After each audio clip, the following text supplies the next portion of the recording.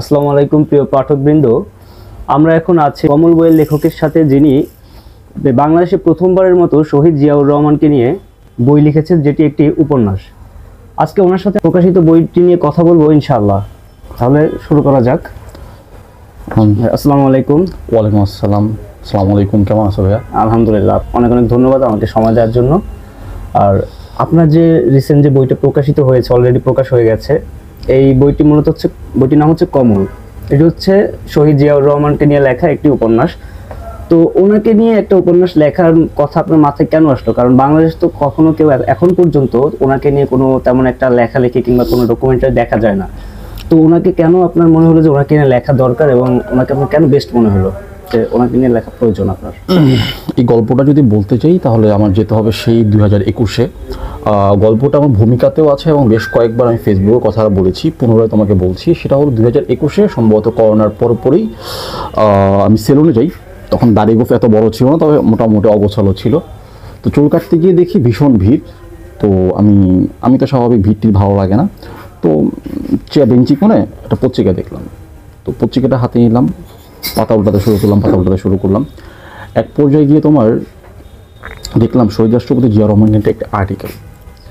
সে আর্টিকেলটা যখন পড়লাম, পরে আবিষ্কার করলাম যে এমন কথা আমি কখনো শুনিনি কোনো প্রেসিডেন্ট সম্পর্কে, যে বাংলাদেশের একজন প্রেসিডেন্ট যিনি তোমার এমন মানুষ যার তোমার বেতন ছিল কি 2,000-2,500 টাকা, যিনি কিনা 2-4-5টা কাপড় দিয়ে জীবন যাপন করতেন, যিনি কিনা কেবলমাত্র 2-3টি তরকারি তার খাবার তালিকায় ছিল, মানে রুটিন ওয়াইজ আমরা যে 3 বেলা খাই সেই তালিকার মধ্যে তার বড় জোর একটি সবজি, একটি ডাল, একটি মাছ, এর বেশি কিছু শোনা। যখন আমি শুনলাম যে এরকমও মানুষ হয়, এমনও প্রেসিডেন্ট আমাদের দেশে ছিল, তো সেই জায়গাতে চিন্তা করলাম মনে হয় লেখা উচিত বা পড়া উচিত। লেখার কখনো আমার মাথায় আসেনি, পড়া উচিত। তো যখন পড়তে গেলাম, তো এক পর্যায়ে আর্টিকেল পড়া শুরু করলাম, কিছু বই সংগ্রহ শুরু করলাম ধীরে ধীরে। 2022 এক পর্যায়ে আবিষ্কার করলাম ওনাকে নিয়ে সৃজনশীল কোনো কাজ নেই।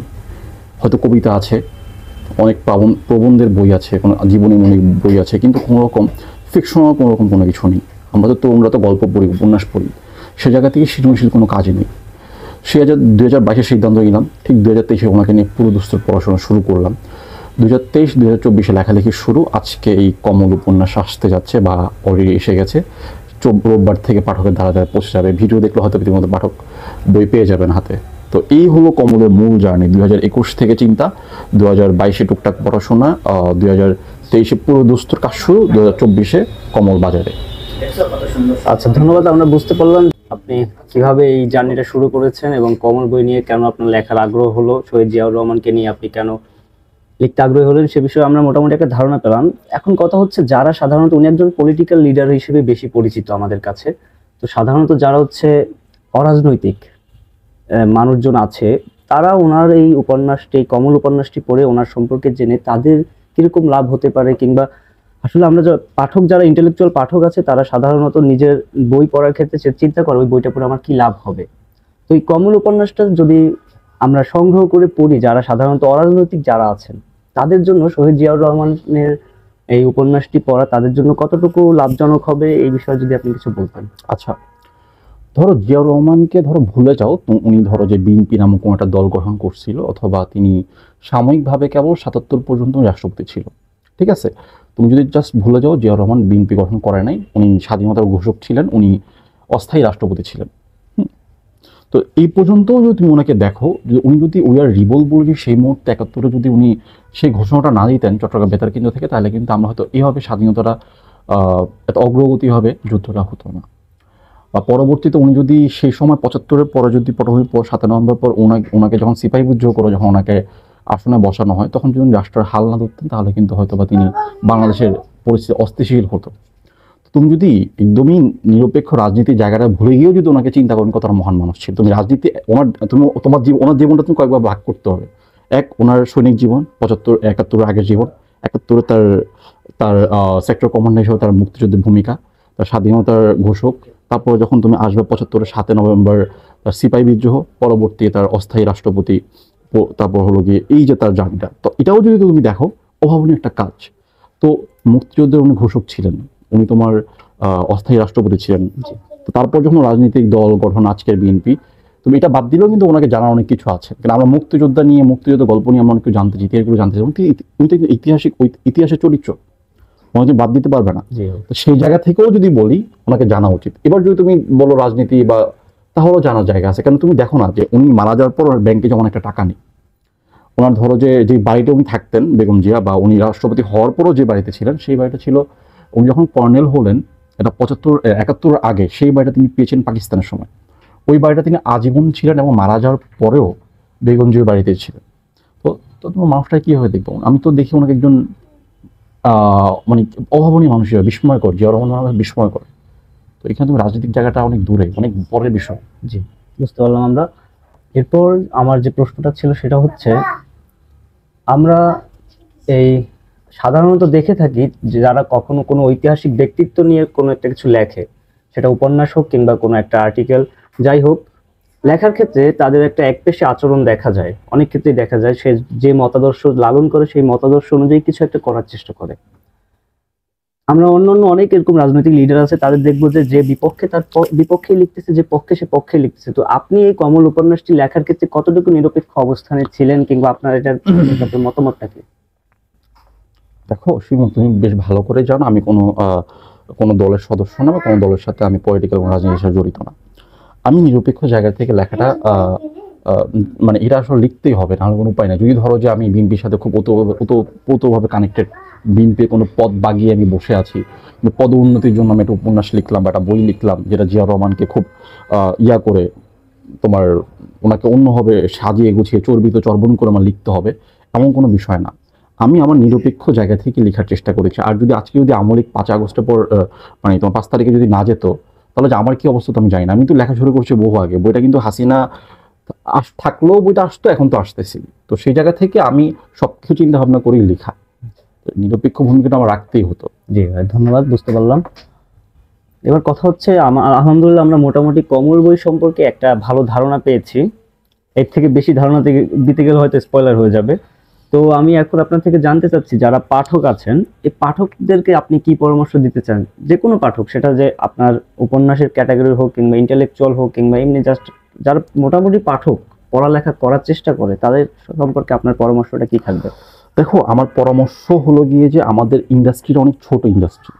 আমাদের বাংলাদেশের মানুষ তুমি দেখো কতটুকু, মানে যত পরিমাণ মানুষ, আমরা তো 100, যদি আমরা 100 মানুষ হই, সেখান থেকে মিনিমাম ধরো যে আমরা সিনেমা দেখি, যে কোনো ক্যাটাগরির সিনেমা ওয়েব সিরিজ দেখি, মিনিমাম ধরো 80% মানুষ আমরা সিনেমা ওয়েব সিরিজ দেখি।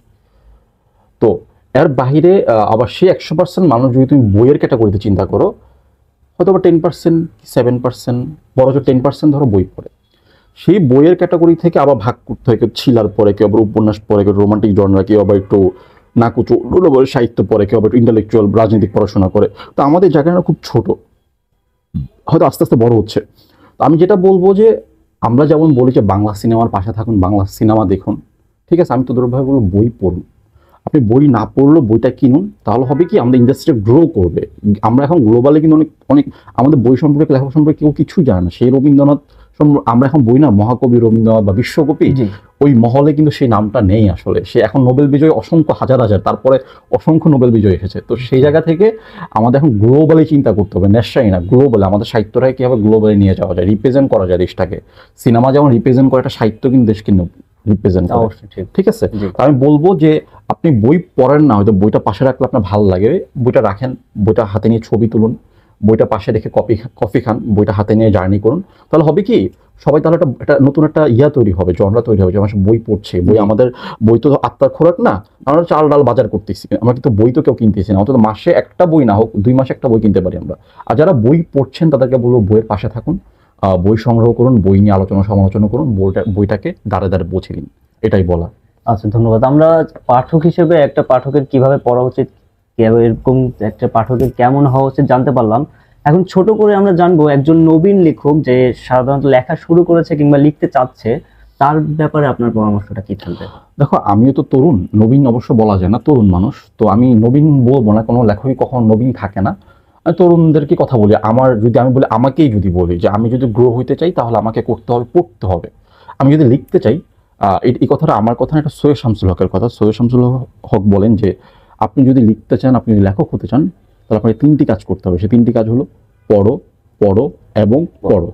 পড়তে হবে কি, হয়তো আমরা যদি দৈনিক 1 ঘন্টা লিখি তাহলে 2 ঘন্টা পড়তে হবে, আপনি যদি দৈনিক 2 ঘন্টা লিখেন তাহলে 4 ঘন্টা পড়তে হবে। জি। পড়ার কোনো কমতি নেই, যা হাতের কাছে পাওয়া যায় পড়তে হবে। কিন্তু লেখকের পড়াটা একটু ভিন্ন, একটু একটু পর্যালোচনা করা, একটু ভিন্নভাবে দেখা, লেখক কেন এভাবে শুরু করলেন, পদ্মাবতীর মাঝিটা কেন এভাবে শুরু হলো, শেষটা কেন এভাবে হলো, একটু ভিন্নভাবে হতে পারতো কিনা। আচ্ছা, লেখকটা এখানে কেন এই ডায়লগটা ব্যবহার করলেন, লেখক কেন এখানে এই বাক্যটা ব্যবহার করলেন, এই শব্দটা ব্যবহার না করে অন্য শব্দটাও তো ব্যবহার করতে পারতো।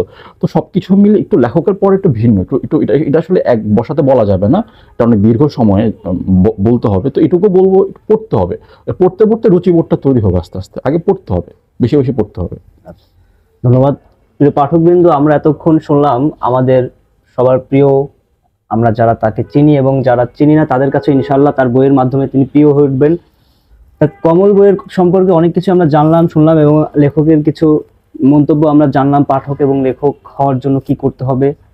তো আপনাদেরকে ধন্যবাদ এতক্ষণ আমাদের সাথে থাকার জন্য। আর আরেকটা বড় কথা হচ্ছে, একজন পাঠক হওয়ার জন্য যেমন প্রচুর পড়া দরকার এবং লেখক হওয়ার জন্য তার থেকেও বেশি পড়া দরকার, যেটা আমার ভাই সৈয়দ শামসুল হকের একটা উক্তি দিয়ে বোঝাতে চেয়েছেন যে পড়ো পড়ো পড়ো এবং পড়ো। তাই লেখক হওয়ার জন্য আমরা এখন প্রচুর চারপাশে লেখক দেখতে পারি, তো কিন্তু এরা কতটুকু পড়ে এই সম্পর্কে আমাদের জানতে হবে। যা পাই তা কিনে পড়ে ফেললেই হবে না। তো আজকে এই পর্যন্তই। আর আপনারা যদি এই কমল বইটি সংগ্রহ করতে চান তাহলে আমার কমেন্ট বক্সে দেওয়া লিঙ্ক থেকে ইনশাআল্লাহ সংগ্রহ করতে পারবেন, সেখানে আমি দিয়ে দিব। তো আসসালামু আলাইকুম ওয়া রাহমাতুল্লাহি ওয়া বারাকাতুহু।